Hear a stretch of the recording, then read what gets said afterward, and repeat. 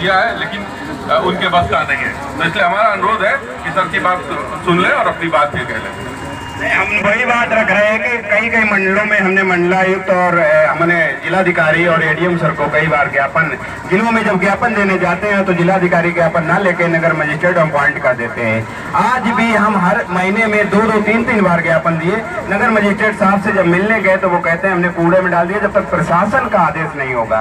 जबकि प्रशासन का आदेश है 2021 में कि जिले में सक्षम अधिकारी नियुक्त हैं कि इन प्रॉपर्टियों को नीलाम करके लोगों को भुगतान करें, लेकिन हमारे ज्ञापनों को कूड़े में डाल दिया जाता है। इस बात पे हम चाहेंगे कि आप अगर आए हैं, अपॉइंटेड हैं, तो माइक से आप बात को रखें हमारे बीच।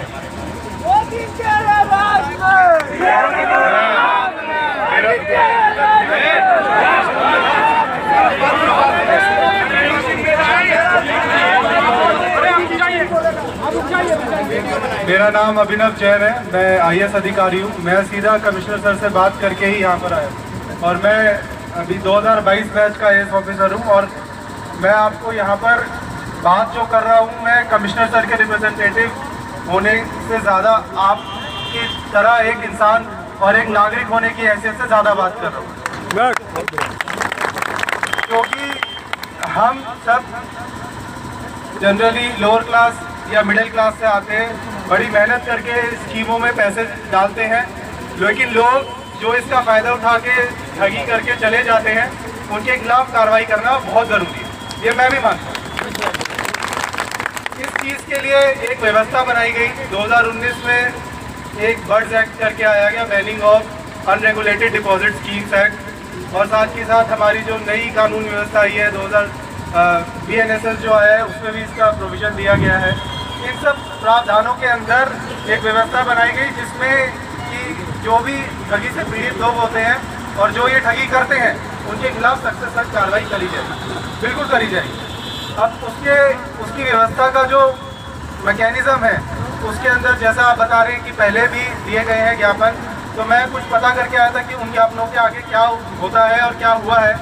तो मुझे जो अभी तक पता चला और जो मैं आपको बताना चाहता हूँ, इन सबको आगे केंद्र सरकार को भेज के ईडी और सेबी के स्तर से जांच हो रही है और उनके खिलाफ जो जांच होने के बाद निकल के आएगा, फिर हमारे पास मंडल स्तर पे या जिला स्तर पे उनकी जो संपत्तियों के बारे में डायरेक्शन आएंगे, फिर उसके बारे में कार्रवाई हम सुनिश्चित 100% करेंगे। इसकी मैं आपको आश्वासन देता हूँ। तो अभी जो मैं आया हूँ मंडल आयुक्त सर की तरफ से, जो यहाँ मैं आया हूँ, मैं इसी चीज़ से आया हूँ कि मैं सीधा सारी बात उनके सामने रख के मंडल आयुक्त सर से, शासन से, इनफैक्ट केंद्र सरकार से भी बात करनी पड़ेगी। तो मैं आईएएस होने के नाते वहाँ भी शासन में और केंद्र सरकार में पूरी बात करके आपकी बात को आगे से आगे बढ़ा के उसको खत्म कराऊँ।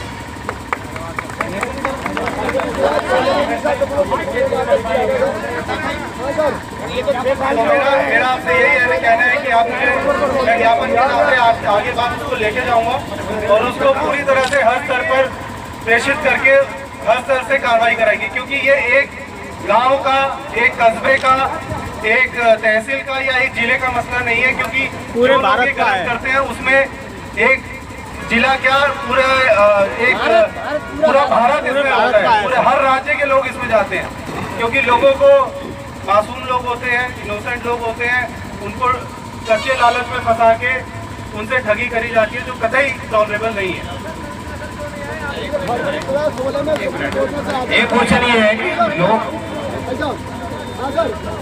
इसमें रेपुटेटेड लोग भी है ना, वो भी शामिल है सर। अरे सुन लो भाई, इतने सारे लोग क्वेश्चन मत करो, वो नेता नहीं है, आईएएस है, ज्वाइंट कमिश्नर है, सबके सवालों का जवाब नहीं देंगे। आपकी तरफ से मैं बता देता हूँ, सुन लो, शांति से सुनो सब। आईएएस साहब, आप यहाँ आए, सबसे पहले तो आपका बहुत बहुत अभिनंदन, स्वागत, धन्यवाद आपका कि आपने अपना पक्ष हमारे उपस्थित जनसमूह के समक्ष रखा। लेकिन साहब, जिस ईडी और सेबी की आप बात कर रहे हो, वो दोनों ही हमारे इस मामले में, पॉन्जी स्कीम्स के पीड़ितों के मामले में गैर कानूनी एजेंसी हैं, उनको कोई राइट्स नहीं है कानूनी रूप से किसी का भुगतान करने का।